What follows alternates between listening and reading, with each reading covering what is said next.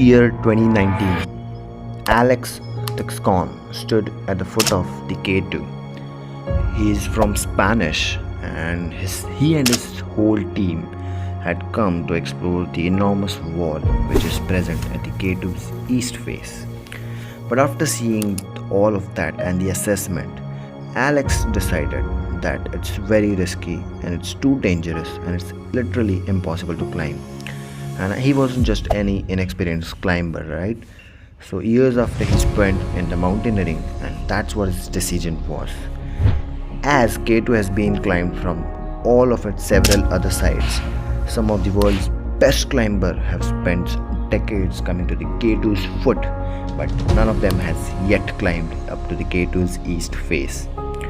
So why is that happen? What really does the K2's east face hold that many experienced mountaineer could not even climb yet to this date? K2 is presently at 8,611 meters more, making it the second highest mountain, and its present location is in the Karakoram range. It's on the border between Pakistan and China. If you look at the K2 from distance, the K2 looks like a pyramid, but that appearance is literally not like that, right? Most people would tell you that it looks like a pyramid, but if you get closer to the K2, you'll actually see that what this mountain really has that is so intimidating that people literally place it above Everest for its difficulty.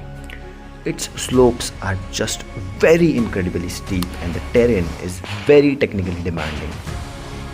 And the weather actually in the Karakoram range can change very quickly than the Himalayas. In fact, the Everest is higher, we all know, but K2 is very harder, very technically difficult to climb, and that is part of the important distinction between one and two highest mountains in the planet. It wasn't just about climbing K2 to the top, but to climb the mountain like K2 you need very physical strength, incredible technical climbing skills with all of them. Even you climb the K2, you still have to descend very safely. It has a fatality rate of 1 out of 4, that's for many years, and with the demanding of people more trying to summit it, it's getting very riskier. So you might now wonder, if K2 is already this hard, then what does the K2's east face offer to the people? Yes, the K2's east face becomes even more serious than the summiting K2 itself. So it's literally a massive wall of the rock, snow and ice on the east face of it.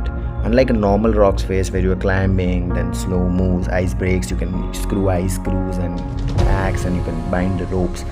But on the K2's east face, that snow can move, ice does break out, avalanche can be pretty dangerous proved to there, and the huge blocks, we call them seracs in the mountaineering, and the seracs can collapse without warning and tons of ice fall onto you. So imagine you would be climbing all up to this steep wall and then you find out that hundreds of tons of ice above you just literally collapse and you would not able to control anything out, right? But despite the difficulty of east face, does that mean that nobody yet in mountaineering has not attempted that? It's not like that. The east face has attracted many climbers for many decades, and it's not like that it haven't been touched, but the question is why nobody has yet managed to complete the direct ascent of the summit. One of the most beautiful attempts was done in the 1987 when an experienced international team came to the K2 specifically to investigate the east face of the mountain. Among the climbers there were few people who were many renowned, such as Phil Eschler, Steve Swenson, Doug Scott, Michael Scott and the Tim Markney Snape. They spent weeks working around the Gordon Glacier beneath the face. This is the most notoriously dangerous glacier on the east face of the K2. But when they were climbing, as they moved to the higher substance, they encountered very unstable snow and the conditions above them weren't giving them any safe window to move forward. So because of that, it was very risky for their lives and they stopped out and aborted the mission. It was not because the climbers weren't skilled or something like that. The mountain was literally not giving them any passage to move forward. So what like that? Does it stop with only one attempt? No.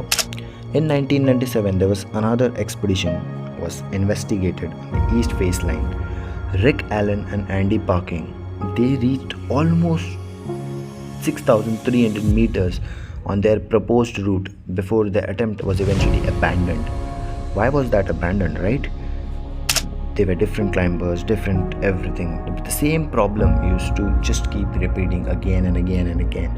The mountain was not giving them any reliable window, because when you climb a mountain, it's not only about your skills and technical, it's about a passage, a weather window, a timing, a weather window. Ice has to be in perfectly condition, then you can climb out. But we all know that the K2 is notorious for its storms. In the 1987 climbing season, the American Alpine Club expedition report says that describe the heavy winter snow and extremely strong winds, including hurricane force winds, can go up to 7,000 meters at that time. And what do you think that makes up when you are halfway in the mountain in the scorching storm out there with the cold of the mountain? You would not be attached on the flat ground or something.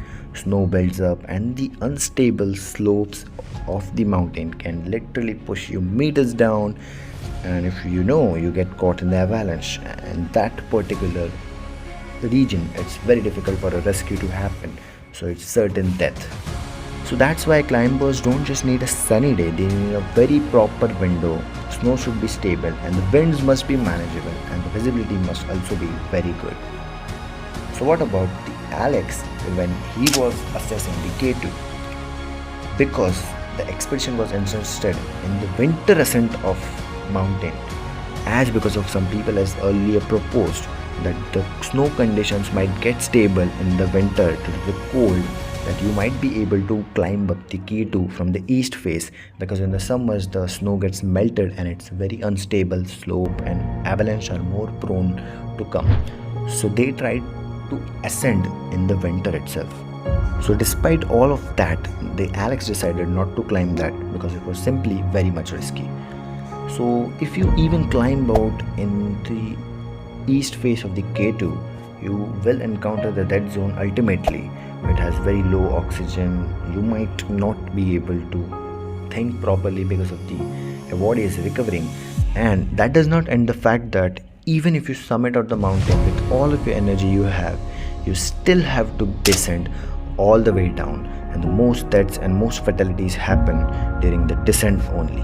So that K2 is already that dangerous, and the east face is yet unconquered, which is much more dangerous to climb, and descending the east face is literally almost sure that until something very perfect happen, all things line up perfectly. So does that mean that it will never be climbed? No, it's not like that. Climbing technology continues to improve, right? And the weather forecasting gets better slowly and the equipment is getting better.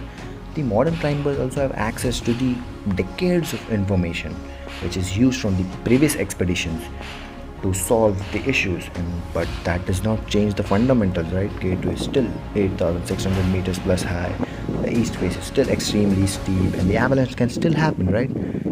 So that does make the conditions very hard for humans to go, but I'm sure that someday people might even climb up from K2 east face. It's just that we have to wait for conditions to get perfectly in line someday. If that happens, we might see a K2 east face attempt to ride. So with that, let's leave it today.